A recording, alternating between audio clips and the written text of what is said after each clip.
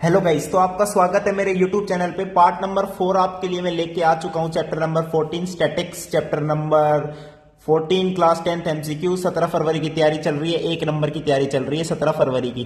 तो भाई पिछले पार्ट्स अगर अभी तक आपने नहीं देखे, जाके जरूर देखें। सभी के डिस्क्रिप्शन बॉक्स में आपको लिंक्स मिल जाएंगे, ठीक है भाई। तो फर्स्ट क्वेश्चन से स्टार्ट करते हैं, यानी इस पार्ट का जो फर्स्ट क्वेश्चन है, मीडियन ऑफ दिस, इसकी मीडियन बतानी। तो देखो ऐसे में क्या करते हैं, फर्स्ट और लास्ट को कैंसिल करो। ऐसे करते करते चलो, बीच में 2 बच गए। अगर 1 बचता तो वो सीधा मीडियन बन जाता। अगर 2 बच रहे तो इनका जो अर्थमेटिक मीन है वो इसका मीडियन आएगा। यानी 14 जमा 16 कितना होता है 30, 30/2 कितना होता है 15। तो 15 इसका क्या बन गया, मीडियन बन गया। अब सेकंड क्वेश्चन देखते हैं, मीडियन ऑफ 12, 13, 16, x+2, x+4, 28 और 30 और आपका ये लास्ट वाला कितना है 32 है। इसकी जो मीडियन है वो 23 है।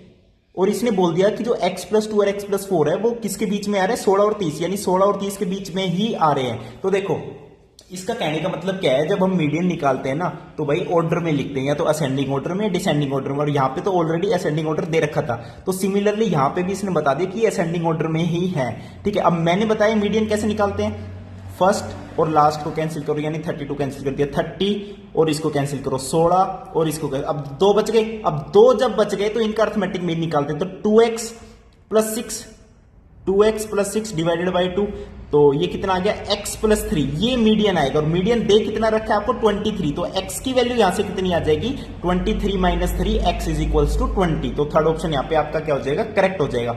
अब चलते हैं थर्ड क्वेश्चन की तरफ, ठीक है। थर्ड क्वेश्चन में क्या कह रहा है, mode of this data is 16। इस डाटा का मोड क्या है 16 है। अब देखो 16 कितनी बार आ रहा है, एक मोड यानी जो जितनी ज्यादा बार आए, यानी हाईएस्ट फ्रीक्वेंसी। तो 1 2 3 16 आ रहा है 3 बार, 16 आपका 3 टाइम्स आ रहा है।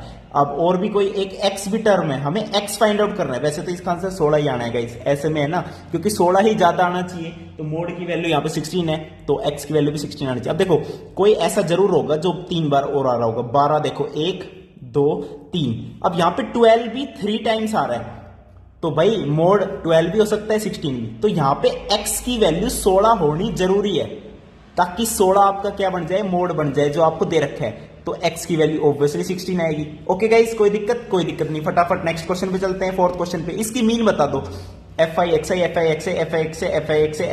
Divided by summation of fi। तो क्या हो गया 15 जमा 10 पंजे 50 जमा 15 8 120 जमा 20 3 60 25 एकम 25, कितने हो गए 1 2, मतलब 1 2 नहीं, समीशन fi लिखते हैं। तो f का समीशन 3 जमा 5 8 8 8 16 16 3 19 19 और 1 20। तो 20 से इसको डिवाइड कर दो, सम कितना आ गया 120 जमा 50 170 170 जमा 15 185 185 जमा 25 210 जमा 60 270/20, 0 से 0 कटेगी, ये कितना आ गया 13.5। तो 13.5 इसकी क्या आ गई, मीन आ गई। अब लास्ट क्वेश्चन देखते हैं, the mean of 10 numbers is 15। 10 numbers का मीन 15 है, and that of another 20 numbers is 24। तो मीन ऑफ ऑल 30 ऑब्जर्वेशन। तो पहले तो 10 नंबर्स का सम निकाल लेते हैं भाई, डिवाइड बाय तो 30 करना ही है, टोटल 30 ऑब्जर्वेशन है, तो उन 30 का सम भी तो निकालना पड़ेगा। तो पहले 10 नंबर्स का सम निकालो। 10 नंबर्स का sum divided by 10 is equals to, जो मीन है 15, तो 10 नंबर्स का सम कितना आ गया 150 आ गया। सिमिलरली जो अनदर 20 बच गए उनका सम निकाल लो। अनदर 20 का सम डिवाइडेड बाय 20, उनका मीन दे रखा है 24, तो अनदर 20 का सम कितना आ गया 480 आ गया। अब सम तो वही रहेगा, 10 + 20 का सम, ये टोटल सम हो गया 30 का। 480 + 150 कितना होता है, 480 + 150 होता है आपका कितना 630, और टोटल 30 ऑब्जर्वेशन है। तो इसको 30 से डिवाइड कर दो, 3 दूनी 6 3 एकम 3 21, तो 21 आपका क्या है, ये आ जाएगा मीन ऑफ 30 ऑब्जर्वेशन। तो वीडियो देखने के लिए बहुत बहुत धन्यवाद, थैंक यू, नमस्कार।